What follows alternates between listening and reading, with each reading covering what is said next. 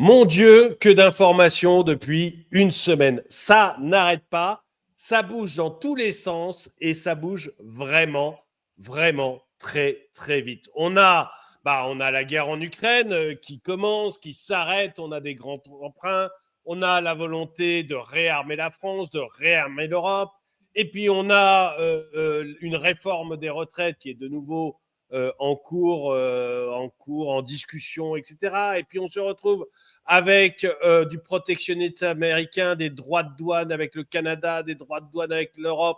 On se retrouve vraiment dans une situation où on ne voit plus le temps passer. Vous voyez, j'ai fait déjà une vidéo comme ça avec Mathieu et Nicolas il y a un mois. On en parlait tout à l'heure. Non, c'était il y a quelques années.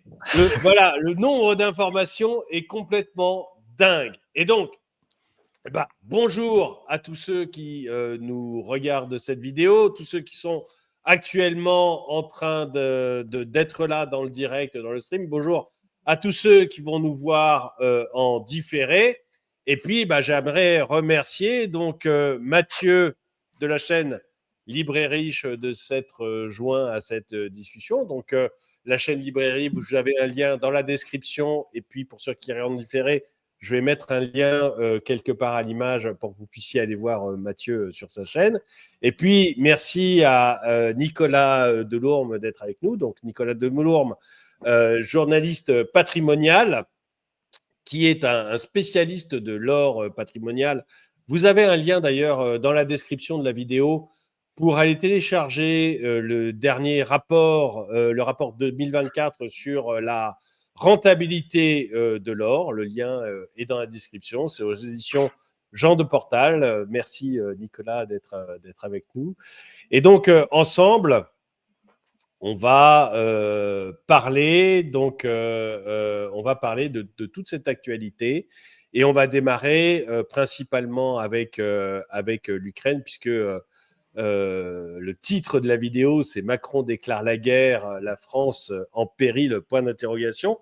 Donc, on va pouvoir démarrer avec ça et voir. Alors, pour résumer un peu, voir, on va parler du grand emprunt, on va parler des impôts, des taxes qu'on risque d'avoir. Mais pour résumer la situation, donc pour ceux qui étaient sur une autre planète la semaine dernière, et moi, j'étais en vacances et même moi, j'ai vu tout ça arriver. Mais pour ceux qui étaient sur une autre planète, donc on a nos amis américains qui ont dit nous, on finance plus l'Ukraine, on s'en occupe plus et même l'OTAN, c'est plus vraiment notre problème. Donc on va se dégager de tout ça. Et pendant ce temps-là, on a donc Emmanuel Macron qui a saisi la balle au bond et qui a déclaré qu'on allait rentrer en économie de guerre. Et l'économie de guerre, ça a des conséquences très fortes sur l'économie de notre pays, sur votre épargne, sur la façon dont on va pouvoir vivre, sur vraiment votre argent. Et donc, on va rentrer un peu dans cette discussion. Alors, pour lancer les choses, je vais être le premier à parler. Et pour lancer les choses, moi, je dirais que, en fait, Macron joue un peu les mouches du coche, c'est-à-dire qu'il s'agite énormément et que ça ne sert pas à grand-chose, mais que ça a un intérêt pour lui. Alors pourquoi je dis que ça ne sert pas à grand-chose? Parce que, on a vu les négociations, elles ne se tiennent pas à Paris, elles sont en train d'avoir lieu en Arabie Saoudite entre les Américains, les Ukrainiens et les Russes, et nous, on fait tapisserie, quoi, on n'y est même pas. Donc ça ne sert pas à grand-chose, mais ça sert quand même beaucoup à Macron, qui comme ça peut recommencer à se mettre en scène, parce qu'il n'avait plus de pouvoir, plus rien, donc là il se remet en scène. Ça lui permet de faire oublier les résultats catastrophiques que l'on a en France. Dans tous les domaines, actuellement, c'est une catastrophe. La dette publique est abyssale et on n'arrive pas à la diminuer. Les entreprises ferment les unes après les autres et on n'arrive pas à gérer à gérer ça. Tous les indicateurs nous montrent que les faillites vont continuer. Les Français, le pouvoir d'achat des Français est quand même plus que flageolant et ça ne va pas aller s'améliorant. Bref, on oublie, il y a une insécurité monstre, l'école ne va pas, l'hôpital ne va pas. Enfin, si on fait la liste des choses qui ne vont pas en France, on ne s'en sortira pas. mais ça permet de faire oublier tout ça, de dire je suis le chef de guerre, je vais vous sauver des chars russes, on va éviter ensemble que la France commence à apprendre à parler russe et qu'on utilise l'alphabet cyrillique, et je vais donc vous protéger, payez-moi des impôts et je vous protégerai, vous allez voir comme je suis beau. Donc je crois que ça a un gros intérêt pour lui et pas de réel intérêt. Et je vous laisse enchaîner sur ce que vous en pensez. Et on peut parler évidemment du grand emprunt, des impôts et de ce qui risque de nous arriver. Est-ce que Allez, Mathieu tu veux démarrer? Oui, Alors, Mathieu. Vas-y, je te laisse aller. Allez, Alors, juste un petit mot, puisque Fix faisait un peu de politique intérieure en parlant des affaires du monde et de la géopolitique avec tous les événements qui se produisent. Ouais, c'est même pas au jour le jour, c'est heure par heure. Je pense que j'en ai loupé le temps de préparer ce rendez-vous et d'aller me chercher un café. On en est là. Alors, d'un point de vue de la politique intérieure, il s'est passé quelque chose d'assez symbolique de la France et de son curieux fonctionnement. Tout d'un coup, on n'entend plus le Premier ministre, alors qu'il était quand même sur le devant de la scène depuis des semaines, alors pas forcément pour des bonnes raisons, hein, parce qu'il était empêtré dans son affaire de Betaram aussi. Là, terminé Betaram, peut-être terminé, on va en parler, le conclave des retraites, en tout cas, on n'en entend plus parler, et c'est le président de la République qui a déboulé sur le devant de la scène pour prendre la place et se mettre sous les rampes des projecteurs. C'est quand même assez étonnant. Alors, c'est notre Constitution qui est ainsi faite, hein, avec ce duo à la tête du pays. Donc, dès qu'il s'agit de prérogatives présidentielles, eh bien, effectivement, tu l'as dit, FX, les choses s'inversent. Là, il a saisi l'occasion, le président, pour se refaire une santé, y compris dans les sondages. Hein. Je pense que ça pourrait payer. Après, oui, la France, l'Europe n'est pas en Arabie Saoudite. Ça discute entre les Américains, les Ukrainiens et puis par téléphone ou même directement, je crois qu'il y a un émissaire à Moscou. Oui, il y a un émissaire. C'est ça, avec les Russes. Bon, on pourra se défendre en disant que l'idée de la trêve de 30 jours avait été émise, je crois, hein, par Macron à la sortie de son rendez-vous à Londres il y a une quinzaine de jours. Je crois que c'est le premier qui en avait parlé. Bon, je pense que ça, ce sera inaudible aux oreilles des Ukrainiens, des Russes et des Américains.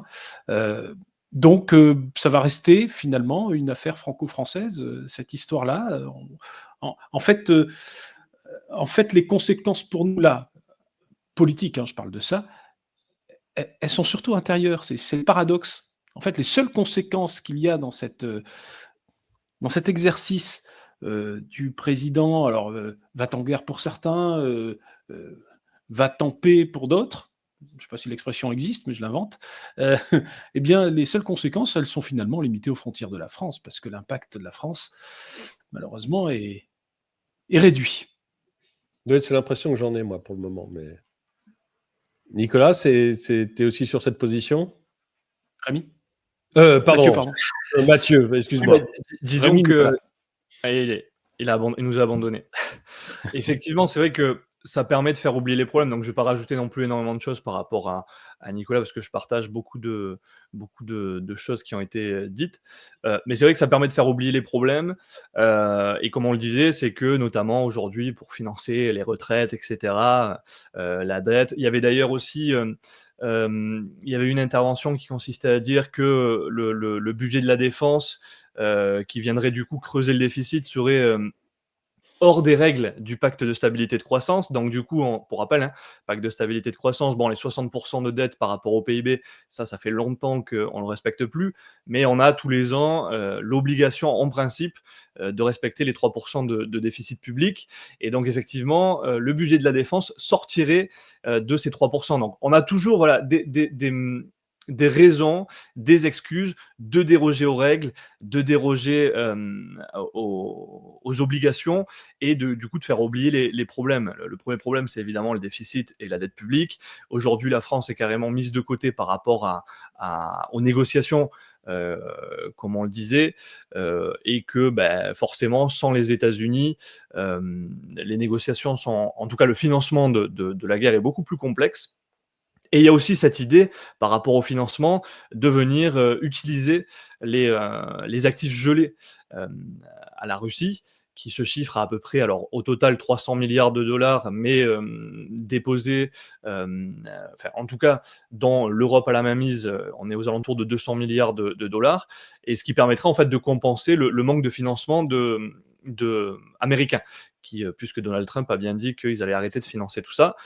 Ce qui a déjà commencé d'une certaine manière, alors non pas avec le capital en soi, avec ce qui a été gelé, mais avec les intérêts et les gains de ces actifs qui ont été gelés, puisque l'année dernière, pour rappel, on a commencé à utiliser ces gains-là. Ça reste quand même une proportion minime, les gains par rapport au capital, ça chiffre à si ma mémoire est bonne, 4-5 milliards de dollars à l'année. Mais voilà, c'est une manière de petit à petit, c'est toujours comme ça, trouver des prétextes soit pour augmenter les impôts, soit pour venir taper sur l'épargne, soit trouver des modes de financement alternatifs parce qu'on essaye de noyer un petit peu le poisson et de passer outre le fait qu'on a des problèmes en interne, on n'arrive pas à les gérer. Et du coup, c'est vrai que ça permet de faire monter dans les sondages le fait qu'on a un chef de guerre qui prend ses responsabilités, qui essaye de négocier, qui essaye de trouver des solutions. Mais voilà, encore une fois, c'est pour trouver une manière de contourner le vrai problème. Quoi. Pardon, juste une petite parenthèse. Le gel, puiser dans le gel des capitaux russes, c'est pas sûr, du capital. Bien sûr, oui, totalement. C'est pas sûr que ça se fasse parce que, évidemment, alors on peut c'est l'idée qui est émise, mais on peut porter l'idée, tel Gabriel Attal le fait, en disant regardez cette idée comme elle est bonne d'aller donner finalement aux Ukrainiens ce que l'envahisseur lui coûte, mais le problème, c'est que ça crée un précédent. Bien sûr. Et effectivement, je voulais en venir aussi. Ouais. Voilà, il n'y a pas que la Russie derrière. Il y a d'autres pays, notamment du Moyen-Orient, qui ont des sommes colossales en Europe et qui vont se dire oui, si on commence à nous prendre dans la caisse parce que notre politique ne plaît pas aux Européens, on va tout retirer. Bien sûr.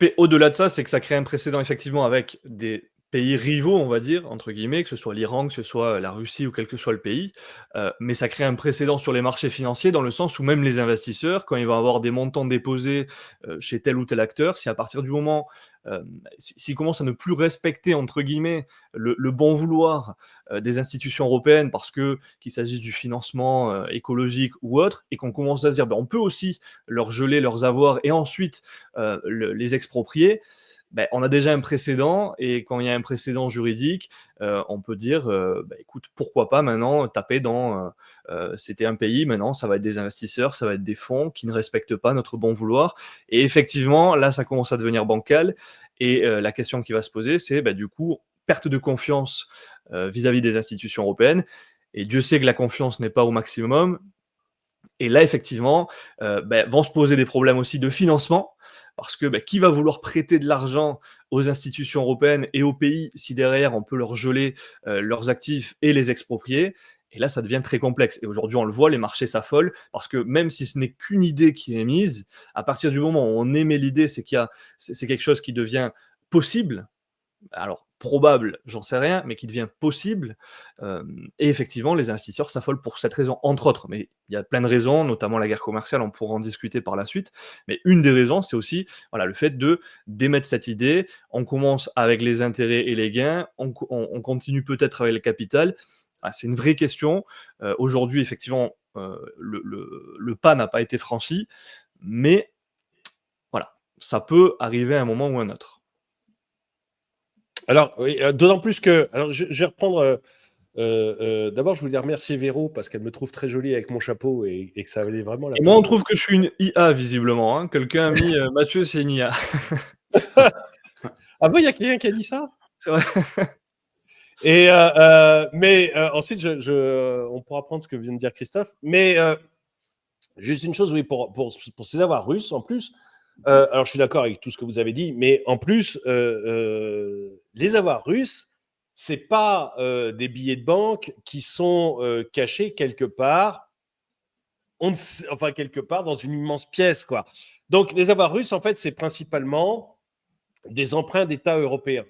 C'est massivement des emprunts d'États européens. Et donc, on ne peut pas saisir les avoirs russes, c'est bien, mais c'est juste de l'argent qu'on doit aux Russes, en fait. Donc, c'est pas du tout, c'est pas comme ça des billets de banque qui tomberaient du ciel. Donc, utiliser les avoirs russes pour les donner à l'Ukraine, ça n'a pas de sens. C'est pas aussi facile que ce que ça semble être. Voilà. Ou alors, on peut imaginer, enfin, c'est massivement donc des emprunts d'États européens. Donc, on va prendre des emprunts d'État européens et les donner à l'Ukraine en disant, bah, tiens, on te donne de l'argent qu'on doit. Donc, en fait, on te prête de l'argent. C'est vraiment ça. Donc, disons, ça n'a pas de sens. Totalement, alors ça n'a aucun sens, mais disons que ça permettrait en tout cas de libérer une partie de la charge de la dette et de se dire, bah, regardez, on peut continuer à s'endetter, il n'y a plus de problème, on doit moins d'argent. Je crois que c'est l'un des buts qu'ils ont dans la tête, c'est de dire, bah, comme ça, exactement. On leur doit plus de fric, on fait défaut sur l'argent qu'on leur doit sans leur dire. Donc, c'est massivement ça. Et puis, le reste des avoirs russes, ça va être des parts d'actions dans des entreprises européennes. Donc, qu'est-ce qu'on va faire? On va dire, bah tiens, on va prendre une partie de la BNP et puis on va l'offrir aux Ukrainiens. Ah bah tiens, on va prendre une partie de Total Energy, on va l'offrir aux Ukrainiens. C'est complètement délirant quand on réfléchit à techniquement ce que ça veut dire. C'est complètement délirant. Donc en fait, tout ça, c'est du vent. Et je pense que eux-mêmes, même à Gabriel Attal, quand ils vont rentrer dans le concret, dans la réalité de ce que c'est un avoir russe, il va tout d'un coup découvrir que ce n'est pas un compte bancaire, un compte courant quelque part où il y aurait des milliards d'euros. C'est de la dette d'État français, c'est des parts dans Total Fina, c'est pas Total Fina, Total Energy, des parts dans BNP, des parts dans des trucs comme ça, et que les donner aux Ukrainiens, c'est pas aussi facile que ce qu'on a l'impression d'être. Bon.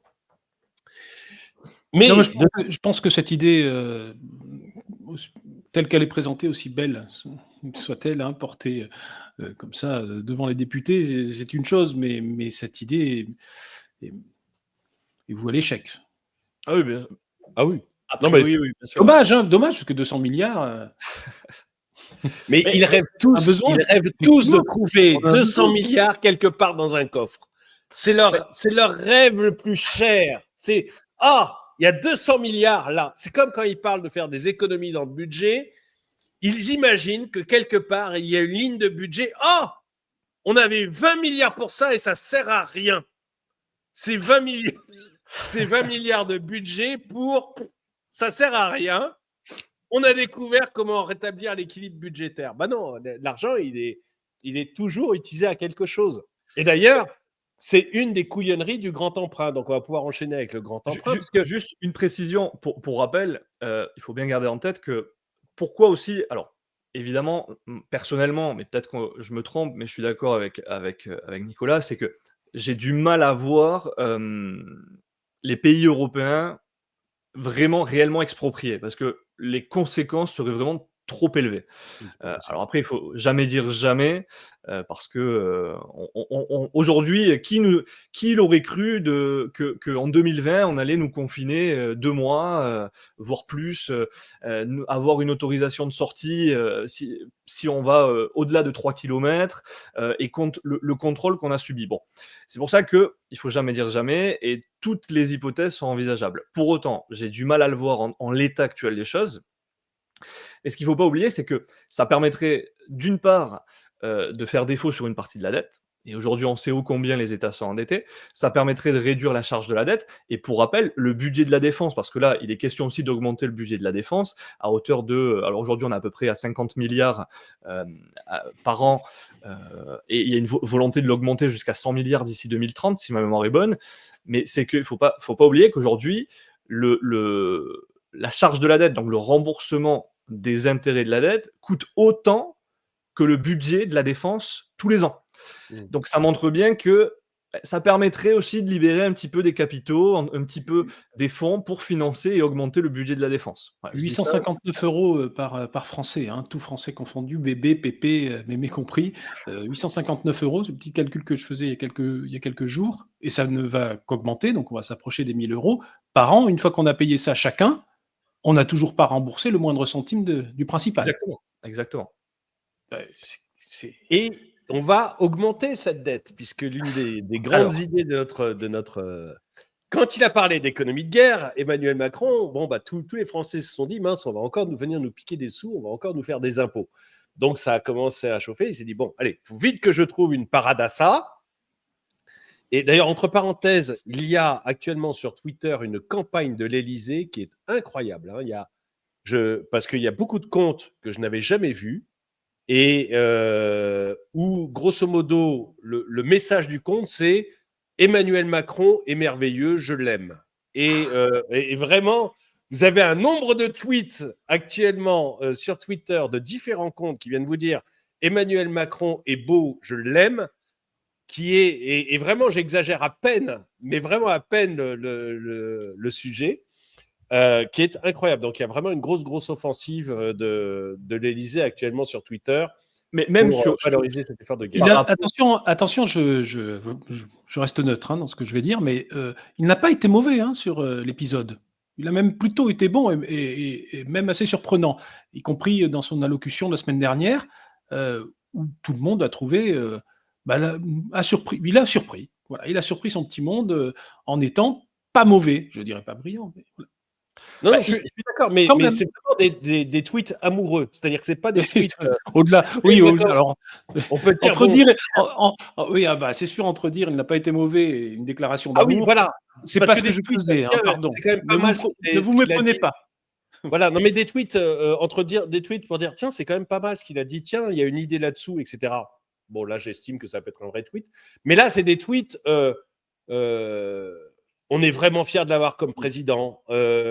Il est Emmanuel Macron dans les pas de Charles de Gaulle. Enfin, c'est vraiment ça, quoi.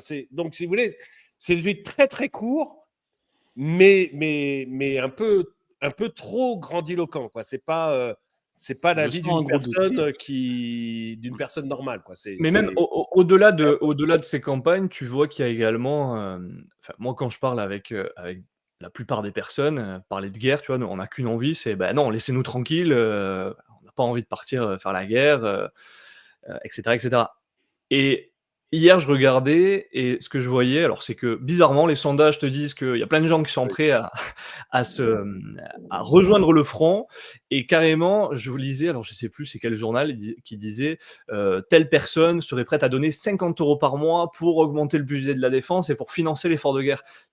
Toi peut-être, mais t'es pas représentatif de la France, quoi.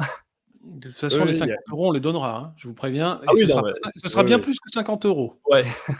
Alors, mais effectivement, actuellement, il y a une quasi-propagande. Je ne veux pas le dire de manière négative, mais il y a une offensive des médias et du gouvernement pour vraiment tourner les gens vers la guerre et vers l'idée, qui. Après, quand tu regardes de manière historique, hein, quand on regarde les précédents historiques, que ce soit la Première, la Seconde Guerre mondiale ou même les guerres qu'il y a pu avoir par la suite, mais pour prendre vraiment ces deux gros exemples, Première, Seconde Guerre mondiale, tu avais les War Bonds, tu avais les Liberty Bonds, et effectivement, tu avais même Disney qui faisait carrément des dessins animés pour promouvoir, acheter les obligations de la victoire. Si tu peux pas rejoindre le front, dans ce cas-là, achète des bons. Vraiment, il y avait des campagnes de propagande pour mettre en avant l'armée et pour pousser les citoyens à financer l'effort de guerre continuellement. Et donc, ça démarre forcément par la propagande. Et on a beau nous dire pays démocratique, où effectivement les institutions sont libres, les médias sont libres. Non, il y a forcément une influence. Et effectivement, il y a cette manière de promouvoir l'effort de guerre et le fait de le financer. Et ça devient dangereux parce que du coup, tu influences de cette manière la population. Alors aujourd'hui, l'avantage qu'on a, c'est que par exemple, ce que tu fais aujourd'hui avec YouTube, c'est qu'avant, ça n'existait pas, donc il y a quand même la possibilité d'avoir des voies alternatives et de dire que non, c'est pas représentatif, quoi. Et alors, j'en profite pour deux choses. D'abord, Mathieu, on trouve que tu es une IA beaucoup plus performante que Lucie. Alors, Donc, juste, je c'est sympa. précise, il n'y a Mais- pas besoin de mettre entre parenthèses 5 x 3, parce que de toute manière, il y a priorité à la multiplication. Voilà. Donc, vous voyez que Mathieu est quand C'est même comme ça une IA. que c'est à cause des parenthèses qu'elle s'est plantée. Voilà, exactement. Ça doit être ça. Et ça nous permet aussi, pardon, de revenir en fait à l'idée qu'avait émise Christophe. En fait, les pays européens étant au bord de la faillite, ils ont trouvé un narratif pour pouvoir imprimer sans condition et ainsi sauver l'économie et l'euro. Alors, ça n'a pas sauvé l'économie, je pense, hein, mais ça va être plutôt parce qu'on ajoute une dette à la dette, c'est-à-dire que Mathieu nous disait tout à l'heure que on allait essayer de sortir le budget de la défense des critères de Maastricht. Bon, on va peut-être y arriver, hein, parce que tout est possible. Moi, je propose aussi qu'on sorte l'éducation nationale, qu'on sorte les hôpitaux, qu'on sorte, parce qu'après tout, c'est des choses importantes. Donc, sortons tout des critères de Maastricht et conservons les critères de Maastricht pour Pour rien du tout. Mais, pour rien du tout. non, mais de toute manière, attendez, Mais ça de toute règle manière, pas la solution. Ça règle pas la solution. C'est-à-dire que la dette, elle est toujours là. C'est pas parce qu'on sort des critères de Maastricht qu'on n'a pas à la rembourser. Bien sûr. Donc, ça... de toute manière, c'est ce qu'on fait déjà, puisqu'on a un déficit à 6%. Oui. Donc, comme on a un déficit à 6%, les critères Ouais, de mais Maastricht. ça permettrait de dire, regardez, le déficit est contenu. Maintenant, on respecte, on est à 3%. Et là, forcément, d'un point de vue com, c'est beaucoup plus joli. C'est clair qu'on va on va nous vendre un déficit à 6% Exactement. contenu. Voilà. Non, Donc, mais on nous dira, regardez, voilà. Regardez le déficit, la France, ou quel que soit le pays, respecte les critères du pacte de stabilité et de croissance. C'est génial. Alors, officiellement, on sera en dessous de... Enfin, on respectera, hein, donc on ne dépassera pas les 3%, mais dans la réalité, c'est qu'on les aura largement dépassés, ce qu'on fait déjà depuis des années et des années, puisque depuis 1974, on n'a jamais eu, même pas un excédent, juste quelque chose de neutre. Ouais. Non, mais c'est bon. Mais en plus, c'est vraiment une histoire de Charlot, quoi, parce que c'est dans le sens où on peut s'en fiche des critères de Maastricht. Moi, je suis pas arc-bouté sur les critères de Maastricht, mais si vous voulez, le problème, c'est la dette. C'est pas le fait qu'on dépasse 3% ou 5% ou 6% ou 10%. Le problème, c'est qu'on doit cet argent et qu'on doit rembourser les intérêts de cette dette. Donc, je veux dire, on peut mettre le chiffre à ce qu'on veut, on s'en fout. De toute façon, on doit rembourser les intérêts. Donc, de toute façon, ça, aujourd'hui, ça nous coûte plus cher que le budget des armées. Et en 2027, ça nous coûtera plus cher que le budget de l'éducation nationale. Donc, de toute façon, c'est de l'argent qu'il faut sortir et de l'argent qu'on va venir chercher dans les poches des Français sous forme d'impôts et de taxes, puisqu'on refuse d'aller le chercher sous forme de baisse des déficits budgétaires. Donc voilà, il n'y a pas photo. Après, effectivement, on n'aura plus l'Europe qui nous dira vous êtes hors clou. Mais ça n'est que de l'affichage. C'est vraiment ce que fait. Et c'est un peu comme ce que je pense que fait Macron actuellement sur la guerre. C'est-à-dire, c'est de l'affichage. Hein, les vraies négociations, elles se font en Arabie Saoudite et pas. Et s'il y a un cessez-le-feu, c'est pas parce qu'on a parlé d'efforts de guerre en France, c'est parce que les Américains ont arraché ça aux Ukrainiens hier, voilà. Donc, Qui plus est, et il faut bien garder en tête que en cas de conflit, et d'ailleurs on le voit aujourd'hui, les taux à 10 ans, alors on a la BCE qui a commencé à baisser les taux d'intérêt. Donc a priori, hein, parce qu'il y a quand même un contrôle sur les taux courts, hein, la BCE contrôle les taux courts, mais ça a quand même un impact à terme sur la courbe des taux et donc sur les OAT à 10 ans, etc. C'est qu'en principe, quand la BCE baisse les taux, ça a un impact forcément sur les taux d'intérêt donc, de l'OAT notamment française, donc l'obligation assimilable au trésor, et la référence c'est à 10 ans. Et là, ce qu'on observe, c'est que non, les taux restent élevés, voire montent, parce qu'il y a quand même les marchés qui s'affolent, parce que si les États doivent s'endetter massivement pour financer l'effort de guerre, ça veut dire que forcément il y aura plus d'offres d'obligations que de demandes, donc forcément les taux vont monter, et là, ça va venir encore plus creuser le déficit, et donc le poids, la charge de la dette, quoi, et donc le remboursement des intérêts. Mathieu, tu dis les taux vont monter. On peut parler au présent, effectivement. Oui, bien sûr, oui. Exactement. Il grimpe en flèche, hein, le taux de l'obligation française à 10 ans, donc la référence. Je regardais hier, on était à 3,54%. contre 3,14 le 3 mars. Mmh. Hein, pour la France, ça fait 40 points de base en une semaine. C'est énorme. Il ne s'est écoulé qu'une semaine. Et c'est notamment aussi dû au fait que les Allemands, c'est peut-être d'ailleurs l'événement, je ne sais pas quand tu étais en vacances FX précisément, mais c'est peut-être l'événement majeur au-delà des agitations américaines et des problèmes d'Elon Musk, ce virage à 180 degrés des Allemands qui tablent sur 1500 milliards. Le nouveau chancelier, c'est ce qu'il annonce. Hein, Paris a 1500 milliards pour la défense. Donc il y a les 500 milliards, le fameux fonds de 500 milliards. Et ensuite, il souhaite emprunter 100 milliards d'euros par an. Donc ça fait bien 1000 milliards sur 10 ans, 1500 milliards au total. La France ne peut pas suivre. Le quoi qu'il en coûte, on l'a déjà joué. Cette carte, on l'a plus. Donc, on ne peut pas refaire le coup. Le problème, c'est que nos taux suivent, de manière, suivent ceux des Allemands, ou je dis suivent. On a l'impression qu'ils sont en dessous. Non, ils sont au-dessus. C'est la progression qui suit. Voilà. Donc, ça a augmenté en Allemagne parce qu'il y a ce virage à 180 degrés qui n'est pas rien du tout et qui pénalise d'abord, vraiment c'est la première conséquence, on le voit cette semaine, qui pénalise d'abord la France.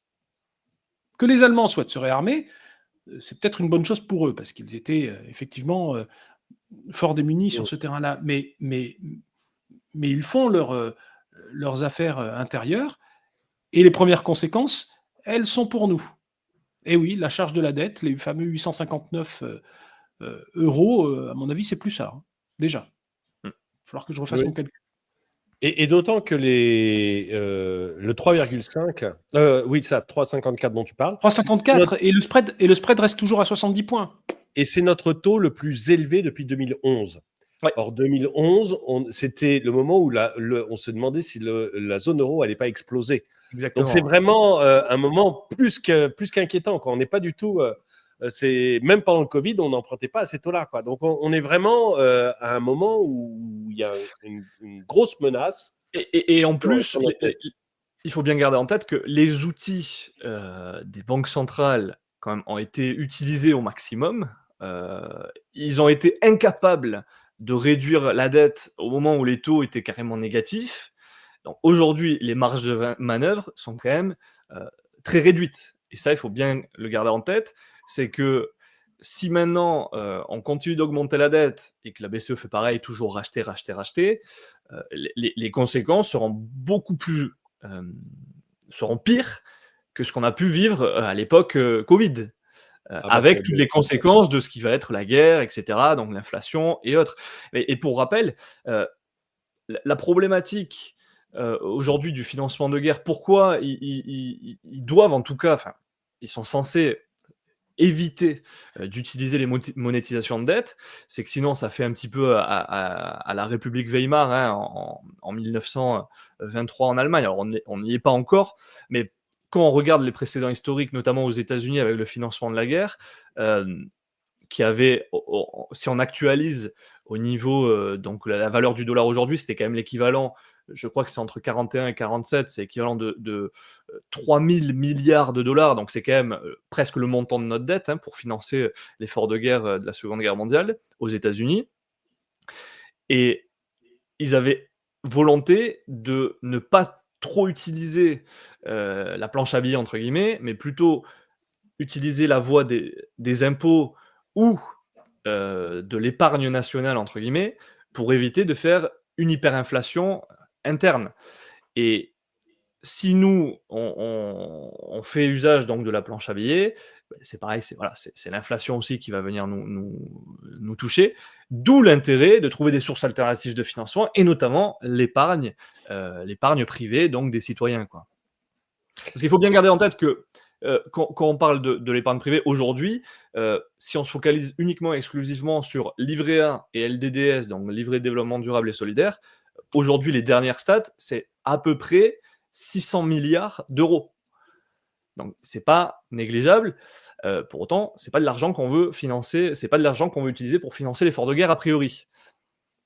Ben, c'est un peu le problème. Alors, bon, pour financer l'effort de guerre, maintenant, c'est plus un secret pour personne.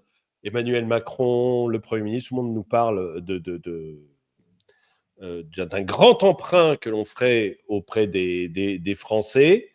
Mais c'est la même chose. Alors, je vais vous laisser me dire ce que vous pensez du grand emprunt, mais pour lancer un peu l'idée, moi, déjà, où va-t-on trouver l'argent? Parce que c'est la première chose, parce que les Français n'ont pas des milliards qui dorment sur les comptes courants. Hein, cet argent, il est investi. Il est investi principalement en France sur 2 choses, le livret A et l'assurance vie en euros. En fonds euros, ouais. Donc, en fonds euros. Donc, l'assurance vie en fonds euros, ça finance l'État. Donc, on voit mal comment, enfin, si les Français rachètent toute leur assurance vie en fonds euros pour le mettre sur le grand emprunt, c'est l'État qui n'arrive plus à se financer. Non, C'est ridicule. Voilà, on revient à la boucle. Voilà, on Et le revient livret A, c'est la même chose. Voilà, on revient avec à ce qu'on disait tout à l'heure avec les avoirs russes. C'est un petit peu la même chose. Donc on irait je dis ponctionner, on irait encourager, flécher, voilà, pour utiliser le terme qui va bien. On irait flécher l'épargne des Français qui est déjà investie. Et effectivement, Ah oui. si on parle du fonds en euros, alors là, pour le coup, par rapport le fonds euro par rapport au livret, hein, LDDS et livret A, c'est bien plus que ça. Il y a 3 600 milliards sur les produits de taux. Hein, c'est surtout cela qu'il faut regarder. 6 000 milliards au total. Donc forcément, ça donne envie. Déjà, ils étaient contents avec leurs 200 milliards. Forcément, les 6 000 milliards, on a envie de les prendre, mais ils sont déjà investis. Donc déjà, et y compris sur la dette française. Sauf que tout à l'heure, on parlait de la dette et de cette augmentation de taux. Il faut bien comprendre que de toute manière, c'est le problème numéro 1. La balle est sortie du canon. Les 3,54, ils vont s'appliquer aux nouvelles émissions. Donc 300 milliards cette année, en 2025. Pour le reste, les 3 000 milliards, si je compte bien, restants, ils continuent à bénéficier des taux d'avant, qui étaient plutôt bons, voire négatifs. Mais année après année, ce stock, il va venir s'épuiser et puis il va falloir renouveler. Et si le taux ne fait qu'augmenter ou même se stabiliser, forcément, ça va coûter les yeux de la tête. Et là, il va falloir. On ne pourra plus emprunter. Bon, le principe est simple. On ne pourra plus emprunter pour rembourser sa dette. Quand on ne peut plus emprunter pour rembourser sa dette, on va chercher l'argent là où il est. Au passage, je pense que pour les prêteurs, forcément, cette épargne de 6 000 milliards, cette épargne des Français, c'est quand même une vraie garantie. Elle compte, ce n'est pas dit, mais elle compte forcément dans la signature de la France. Bon, dans le pire des cas, moi je suis américain, je prête à la France. Dans le pire des cas, je vois qu'il y a 6 000 milliards, la France doit 3 300 aujourd'hui, en dehors des intérêts. Bon, ça va. Ils se débrouilleront entre citoyens et État. Oui, mais tout ça finira. Comme l'État, c'est nous. Voilà. De toute façon, tout ça finit mal. Mais ça c'est ce que je trouve ça. Et le grand emprunt, mais encore 2 choses sur le grand emprunt, mais effectivement, ça va augmenter la dette, donc il va falloir rembourser. Et c'est ce que je trouve merveilleux. Quelque part, c'est presque poétique, je trouve, l'idée du grand emprunt auprès des Français. C'est-à-dire qu'on va vous rembourser l'argent avec les nouveaux impôts qu'on va vous prendre.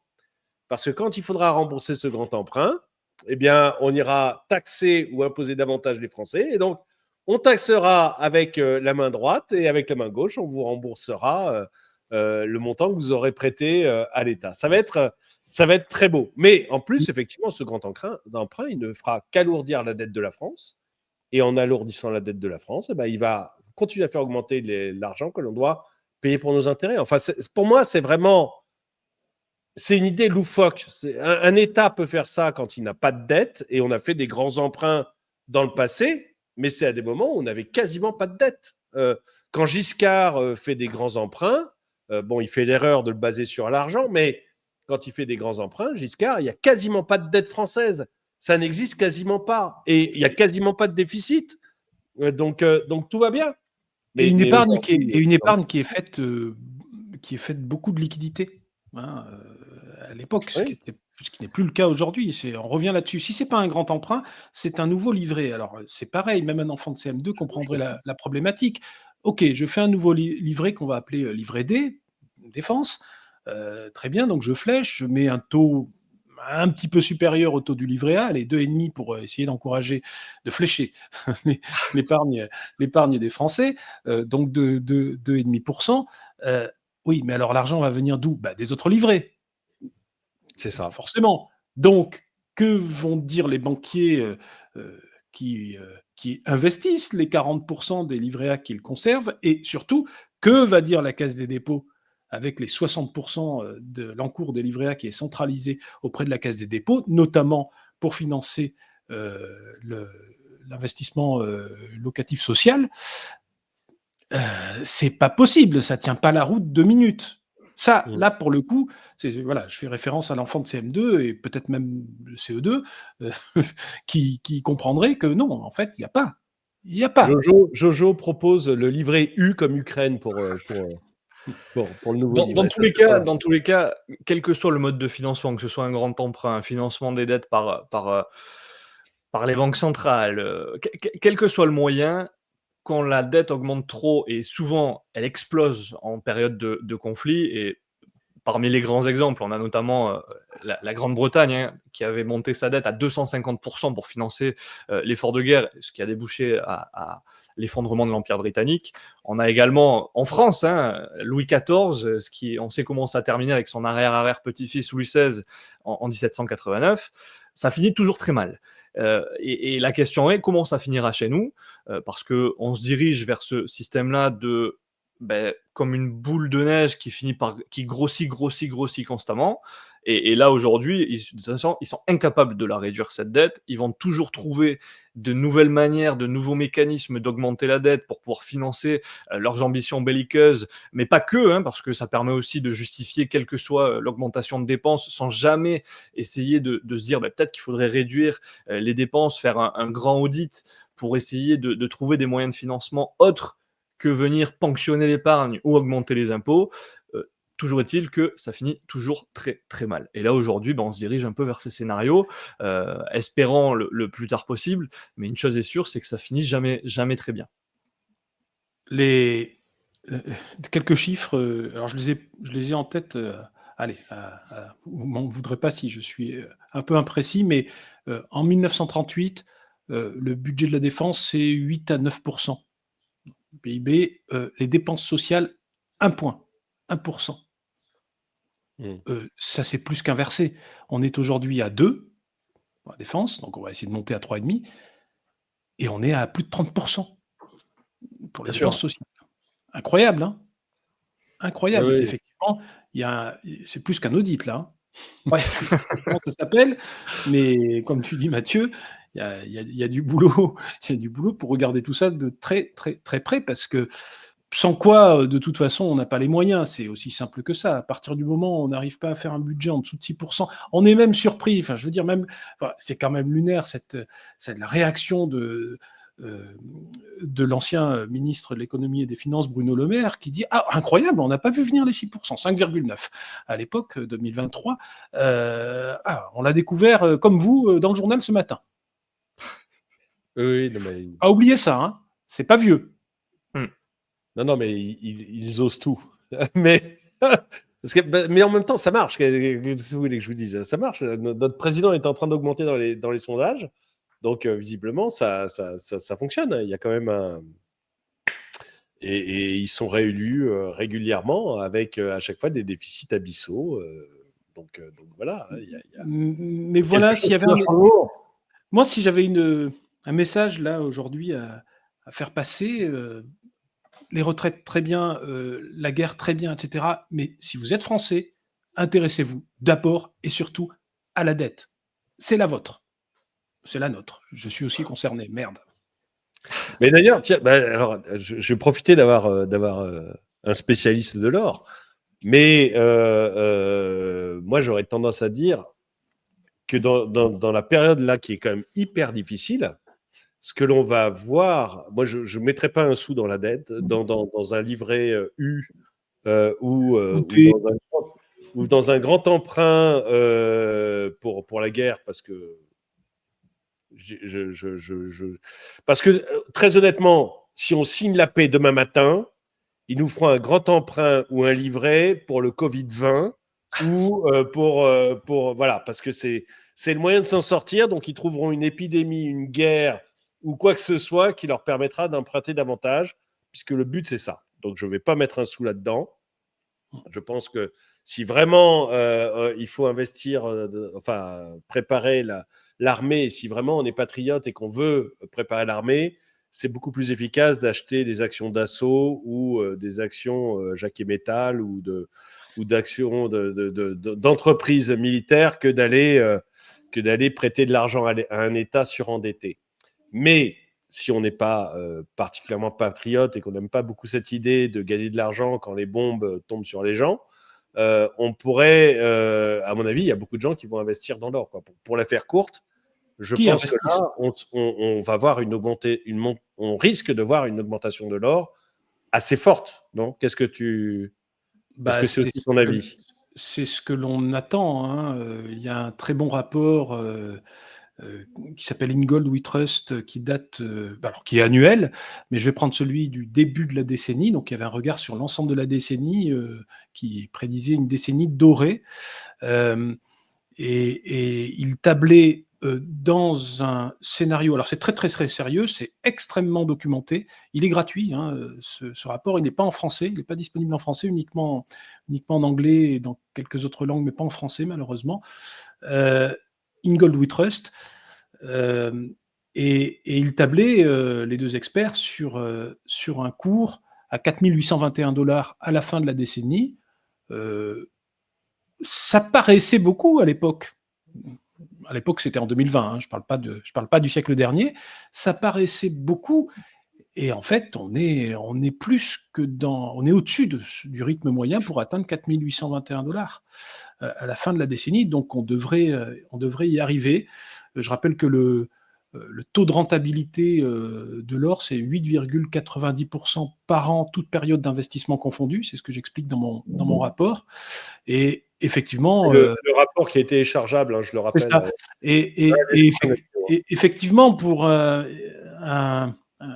un placement sans contrepartie, un actif sans contrepartie, il n'y a pas de raison que ça ne continue pas. Au contraire, là, on voit bien que c'est ce qui se passe. Il y a des tombereaux d'or qui vont rejoindre les États-Unis, qui quittent la Suisse pour aller aux États-Unis, parce qu'ils craignent aussi des tarifs douaniers sur l'or. Mais donc, ça veut bien dire que l'acier, très bien, mais enfin, l'or en particulier, on n'est pas idiot aux États-Unis quand on voit ce qui est en train de se passer, et on achète de l'or.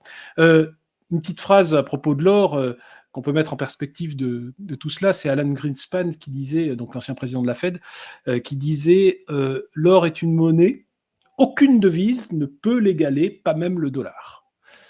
Et vraiment...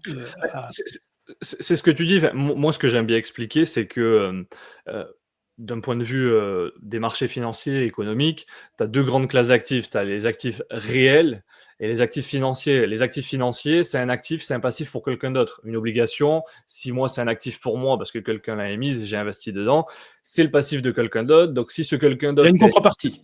Voilà, il y a une contrepartie. Donc, si elle fait faillite, ça apparaît à l'actif et au passif du bilan comptable. Ben, moi, ça a un impact sur la valeur de mon actif. Une action, pareil, c'est un actif financier dans le sens où c'est le capital d'une société. Si la société fait faillite, la valeur de mon action diminue, voire disparaît.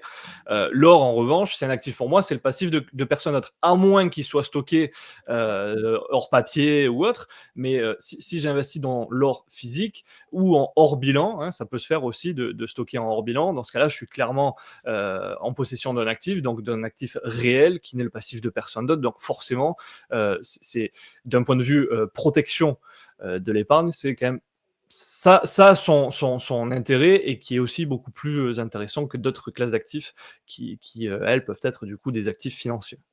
Pour répondre à la question, FX, celle qu'on doit se poser aujourd'hui, c'est, pour ceux qui sont concernés, est-ce que j'ai de l'or dans mon patrimoine ? Et si la réponse est non, alors il faut vraiment franchement y penser. C'est le meilleur Oui, conseil oui. que je puisse donner. Il n'y a pas de bonne réponse sur la proportion d'or.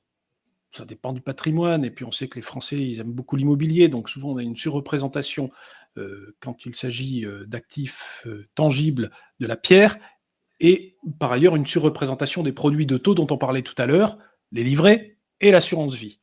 Bon, voilà, quand on est rendu là, il faut regarder s'il n'y aurait pas cet actif qui coche beaucoup de cases, et surtout en ce moment, qui est tout simplement l'or, hein, la fameuse monnaie ultime.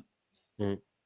Alors on a passé, on n'a pas pu voir Et l'argent, tous les et l'argent, sujets. effectivement. Et On a l'argent pu- métal, je suis d'accord. Ah oui, oui, l'argent vital. Un peu. Alors on n'a pas pu voir tous les sujets qu'on voulait voir. Je voulais parler des tarifs douaniers de Trump, mais on n'y arrivera pas. De la réforme de la retraite, mais on n'a pas le temps non plus, tant pis. Mais parce que décidément, cette guerre en Ukraine a pris le pas sur absolument tout. Je crois que de ce côté-là, ça a été un bon mouvement du président, parce qu'il a réussi, Emmanuel Macron a vraiment réussi à diriger vraiment toute l'attention de l'ensemble des Français là-dessus. Et vous voyez, le protectionnisme américain, les tarifs douaniers, la réforme des retraites en cours, tout ça, ça a complètement disparu. Et la dette, du coup, nous on la en dette parle. a complètement disparu. Enfin, c'est vraiment ça.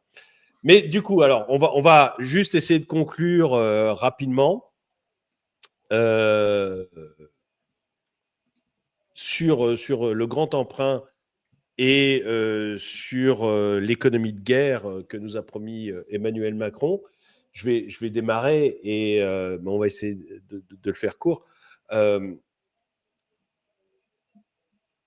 Pour moi, le grand emprunt, bon, c'est une erreur, c'est un joli mot, etc. Ça permet de souder un peu les Français, mais c'est une erreur économique majeure. Ça ne fait qu'augmenter les déséquilibres, ça augmente la dette de la France, même si c'est auprès des Français, ça augmente quand même la dette de la France, ça augmente les intérêts qu'on doit payer, et en plus, ça détourne de l'argent d'autres activités qui seraient beaucoup plus intéressantes et beaucoup plus rentables. Ouais, Et l'économie de guerre. Excuse-moi, FX, juste par contre, l'intérêt politique, tu l'as dit, hein, quand on Ah oui. t'écoute entre les mots, c'est ce qu'on entend, l'intérêt politique, il est bien réel, l'effet drapeau autour d'un emprunt, il sera présent, c'est-à-dire que les gens seront ravis, pour beaucoup, d'aller mettre un peu d'argent pour défendre la patrie. Oui, oui, tout à fait. Non, il y a un intérêt politique. Pardon pour l'interruption. Et l'intérêt. Mais je vais te repasser la parole, hein, tu Ouais. auras ta conclusion aussi. Mais l'intérêt économique est, à mon avis, catastrophique. Comme l'économie de guerre, c'est quelque chose de catastrophique, c'est-à-dire que les gens ont l'impression qu'on va réindustrialiser. Non, l'économie de guerre, vraiment historiquement, hein, si vous regardez toutes les guerres, ça finit soit par de l'inflation parce qu'il y a eu de la planche à billets, mais je crois que c'est trop récent, la dernière grosse inflation qu'on a eue pour la BCE, donc je pense qu'elle va modérer les choses, mais sinon ça termine par de l'inflation gigantesque. Et quand je dis gigantesque, c'est 4-5 fois ce que vous avez connu, hein, donc, en 2022. Hein, donc 2022, ça vous paraîtra une partie de plaisir si on rentre là-dedans. Ça détourne beaucoup d'argent de l'économie réelle pour l'amener vers les canons. Et les canons, c'est bien beau, mais ça ne crée rien d'autre que... Enfin, ça crée rien, quoi. Donc, c'est pas merveilleux. C'est des restrictions pour la population. Et ça finit fatalement par des impôts, des taxes et une baisse du pouvoir d'achat. Donc, l'économie de guerre, il faut comprendre quand même que ce joli mot qui semble absorbé par tous les Français, c'est la promesse d'une baisse de pouvoir d'achat. C'est vraiment une catastrophe économique qui se rajoute dans une France qui est déjà en grande difficulté. Donc, voilà ma conclusion à moi, c'est que ce ne sont vraiment pas des bonnes nouvelles, et j'espère que la paix sera signée en Arabie Saoudite avant qu'on soit rentré en économie de guerre. Mais dans ce cas, j'ai bien peur qu'on déclenche une guerre contre le Covid-20 ou parce qu'ils ont besoin de ça pour survivre. Voilà. Politiquement, hein. Ils ont besoin de ça pour pouvoir survivre. Est-ce que l'un d'entre vous veut faire la deuxième conclusion ? Oui, c'est que moi je veux bien conclure également. Je te rejoins sur le fait effectivement, de toute façon, une économie de guerre, et tout le temps, voilà, il y a pas une exception, c'est tout le temps catastrophique. Alors, On avait Keynes qui nous disait que non, parce que ça permettait quand même de faire augmenter le PIB, de faire augmenter l'économie, etc. Alors non, hein, parce que si on va détruire des vies, et ok, on peut augmenter le PIB, mais le PIB n'est pas une mesure du bien-être d'une économie. Et quand il y a des tremblements de terre, quand il y a des catastrophes naturelles, pareil, ça augmente le PIB à la reconstruction. Hein, pour autant, c'est pas quelque chose de positif. Donc non, l'économie de guerre est effectivement quelque chose de déplorable, qu'il faut éviter absolument. Parce que là, on parle d'économie, c'est vrai, on parle de l'impact que ça peut avoir d'un point de vue économique, mais il faut aussi mentionner l'impact que ça peut avoir d'un point de vue humain. Parce que aller faire une guerre et aller s'entretuer, ça n'a jamais rien apporté de bon, si ce n'est forcément des morts, du malheur, et venir par la suite détruire un pays, d'un point de vue matériel, d'un point de vue humain. Aujourd'hui, effectivement, ça permet de camoufler les vrais problèmes, dans les sujets dont on aurait dû évoquer les sujets, que ce soit le financement de la retraite, que ce soit la guerre commerciale. Mais clairement, personnellement, je vois pas d'issue sur le remboursement de la dette, sur cette charge de la dette qui continue d'exploser, que beaucoup de personnes essayent on a beaucoup d'économistes, hein, et souvent des partisans de Mélenchon, pour ne pas le mentionner, qui viennent nous dire: mais c'est pas grave parce que la dette on peut l'annuler, c'est pas grave si c'est nous qui possédons la dette. Non, non, c'est grave dans tous les cas, parce que que l'argent soit dû à des étrangers ou aux citoyens, ça revient au même. L'argent il est dû à quelqu'un, et il y a quelqu'un qui va perdre. Et parfois même, le fait que la dette soit détenue par les étrangers, parfois c'est même mieux, entre guillemets, et je vous renvoie au livre de Graeber, Dette, 5000 ans d'histoire, qui montre comme quoi parfois ça peut aussi être une manière de négocier. Enfin bref, là n'est pas le sujet, mais dans tous les cas, augmenter la dette, que ce soit les citoyens qui la détiennent ou des étrangers, c'est la même chose, c'est mauvais dans tous les cas.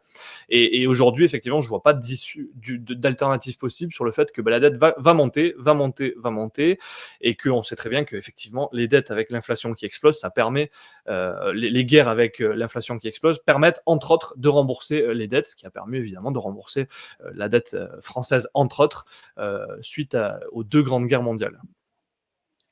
Nicolas ? Je vais faire assez vite. Je regardais l'inflation au sortir de la Deuxième Guerre mondiale, 1945-48%, 46-53, 47-50, et puis 48, 60%, 58,7, hein, pour être très, très précis. Bon, on espère qu'on va éviter une troisième guerre mondiale, mais ça donne tout de suite une idée. FX, tu le disais, hein, le moment du Covid ou le post-Covid n'avait rien à voir. C'était une récréation à côté de l'inflation qui touche fatalement les foyers pendant les conflits. L'annulation de la dette, alors c'est pareil, il va falloir aller expliquer donc aux titulaires de contrats d'assurance vie en euros que finalement, il n'y a plus. Parce qu'en fait, ça veut dire ça. L'annulation de la dette, c'est bien beau. On pense que, oui, des fonds de pension américains, toujours, c'est ce qu'on cite. Oh, c'est pas grave, ils peuvent s'asseoir sur la dette française qu'ils détiennent, c'est pas énorme.